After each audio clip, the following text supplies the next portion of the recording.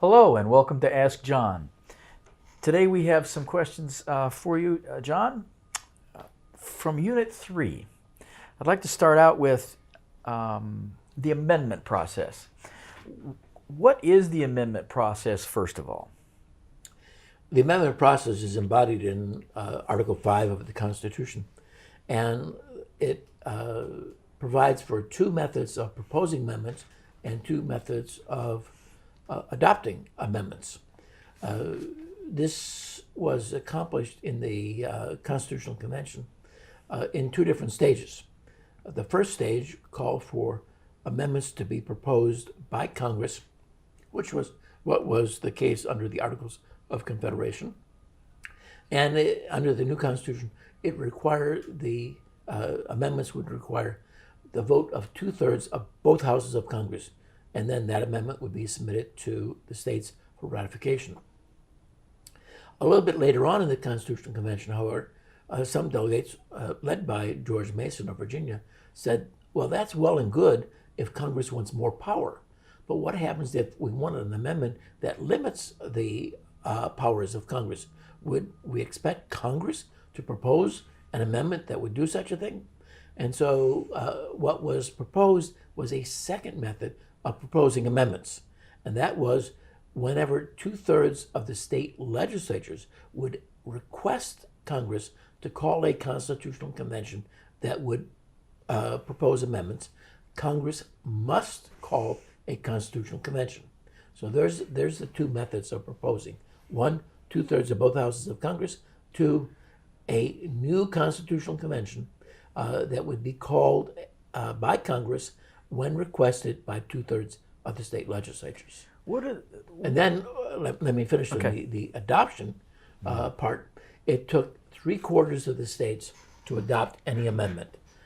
There were two methods, and Congress could decide which method it would use: 3/4 of the state legislatures or 3/4 of state ratifying conventions. And so throughout our history, we've had state conventions only twice.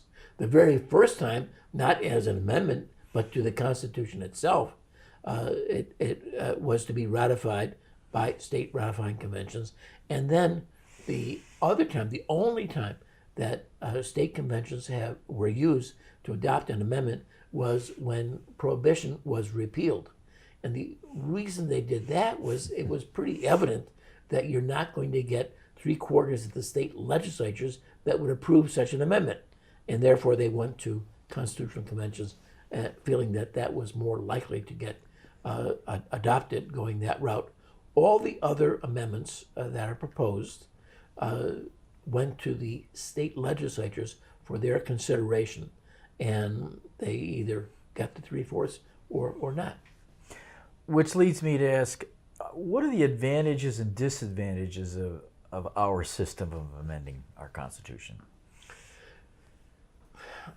Generally speaking, the amendment process was difficult, but not impossible.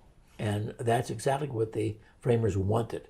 They didn't want to change willy-nilly their Constitution. They wanted it to be pretty stable, but they didn't want it to be impossible to be changed because of changing circumstances, and because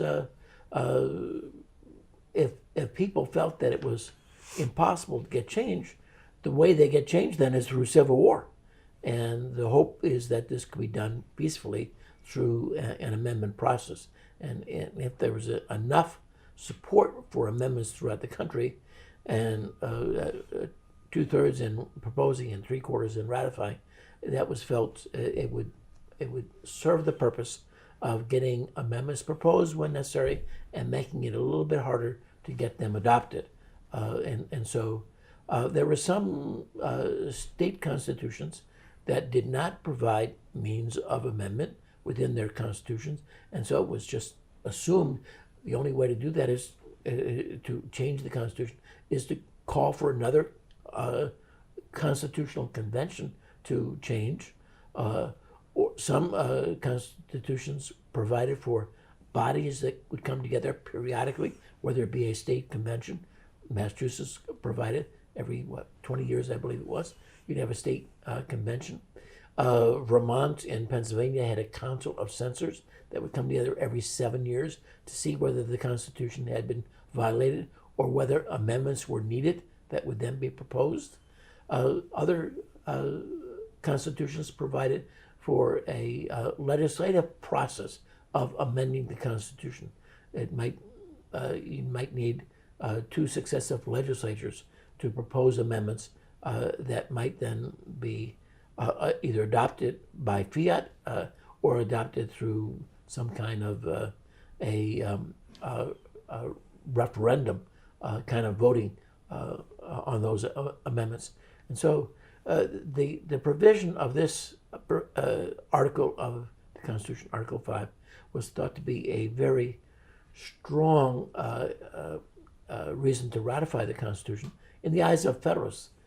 Anti-Federalists were a bit disingenuous, however, on this. They said it probably would never happen, and therefore this is not a good provision. Why I would say they're somewhat disingenuous is because the amendment provision at the time required congressional approval and the unanimous ratification of any amendment by the state legislatures, which had proven to be impossible to achieve. And so there's absolutely no doubt that Article 5 of the Constitution was going to make it easier to amend the Constitution than Article 13 was in amending the Articles of Confederation. What amendments have we done in our system that have made the Constitution more democratic? Over and above the Bill of Rights that provide for certain protections for individual rights, you have those. But from a suffrage point of view, if we look at it from that perspective, you could see that starting with the Civil War amendments, 13, 14, and 15, it was extending the rights, particularly of the former slaves. Amendment 13 prohibited slavery, but did not extend voting rights necessarily. Amendment 14, the second provision, first provision provided for citizenship, so it identified who were citizens of the United States, not necessarily citizens of a state, but American citizenship. And that was a birthright. If you were born in the United States, you were automatically a citizen. But the second provision of the 14th Amendment provided that any state that would discriminate against a 21-year-old male, notice that kind of limitation, their representation in Congress could be reduced. And so if there was discrimination in the federal elections for senators and representatives and the president and vice president, and even for the state legislatures, if there was racial discrimination, so that 21-year-old men could not vote, that state's representation in Congress would be reduced. Then you have the 15th Amendment, which specifically provides that restrictions on voting could not apply to anybody on the basis of race, color, or previous condition of servitude. So this meant, in essence, that the former slaves could not be prohibited from voting. Each one of these amendments had a provision saying that Congress could make sure that those provisions in these amendments were to be enforced. Then you had the 17th Amendment to the Constitution, which changed the method of electing senators from being elected by state legislatures to being popularly elected. And so that was extending the suffrage then and the democratic principles of the Constitution further. 19th Amendment extends the right of suffrage to women. The 24th Amendment to the Constitution prohibited any kind of restrictions on voting on the basis of people not paying poll taxes or other kinds of taxes. This had been used largely through the South to restrict black voting, and it had been used in the North to restrict voting by immigrant groups, particularly by the Irish and Eastern European folks that were coming in. these were felt to be a dangerous element, and so certain kinds of taxes, poll taxes, and other taxes would be instituted. Literal tests, literate tests, I should say, that would restrict voting. This was disallowed under the 24th Amendment. And then finally, the 26th Amendment extended the voting right to 18-year-olds, not just 21-year-olds. And so there were 6 amendments to the Constitution that did expand the sense of democracy.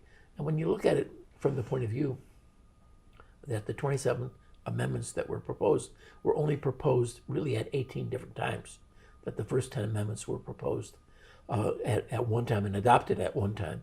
And so of those 18 amendments, almost 1/3 of them dealt with democratic principles in the election of office holders.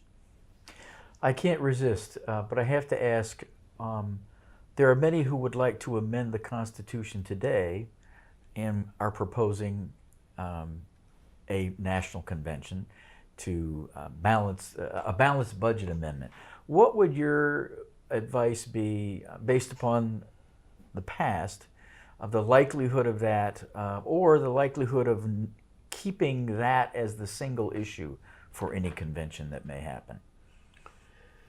From a philosophical point of view, it's impossible to limit a constitutional convention to one issue. The feeling is that a constitutional convention is a constituent body of the people. That is, it's the people meeting, and they have the right to determine what kind of government that they have. And you cannot call them together, and then who is going to be doing the restricting? A legislative body is going to say you can only look at one issue? Well, the constituent body of the people is more supreme than the legislative body that called that constituent body of the convention. And therefore, how can the legislature restrict a constitutional convention? So it seems philosophically that it's impossible to restrict.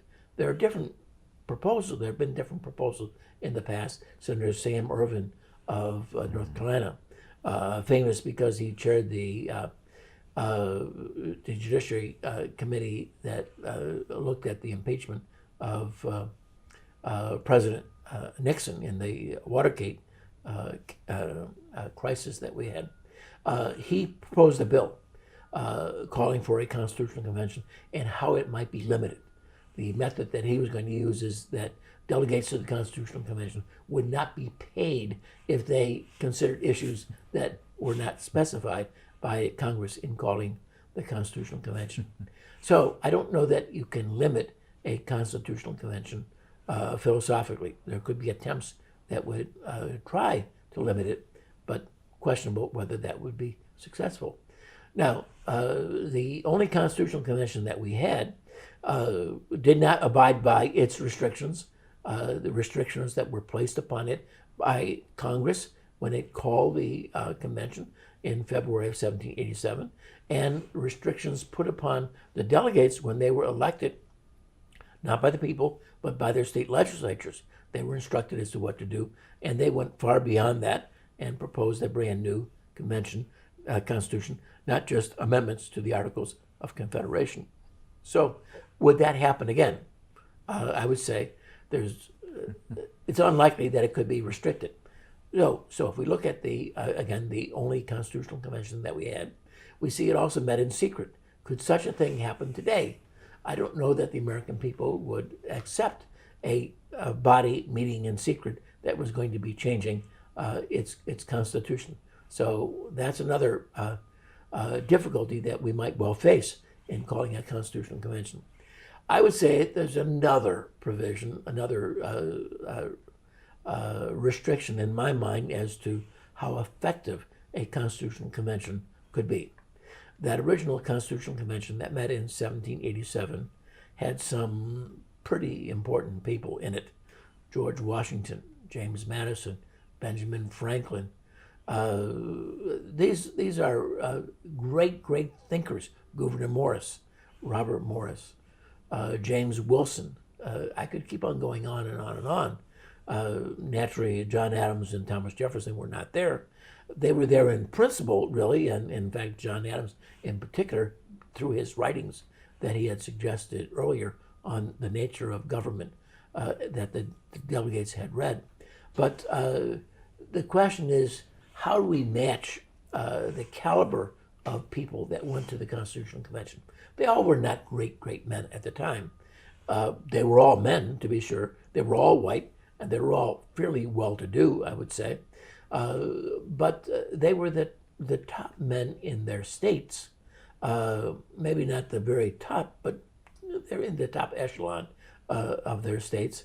And there were only a handful, maybe about a dozen or so, that took the lead in the Constitutional Convention. The great men that I mentioned up front were the leaders in their offering speeches. One exception, naturally, being George Washington, who was president and didn't speak very much. He didn't have to speak very much. They all knew what his position was. But who would we elect today? Where are the comparable Washingtons and Madisons and Wilsons, etc. today? I don't know that we have that kind of caliber person who would be willing to serve and who would do as good a job as those individuals 200 years ago. Thank you, John, and we look forward to talking with you again. Very good. We look forward to seeing everyone else. Goodbye.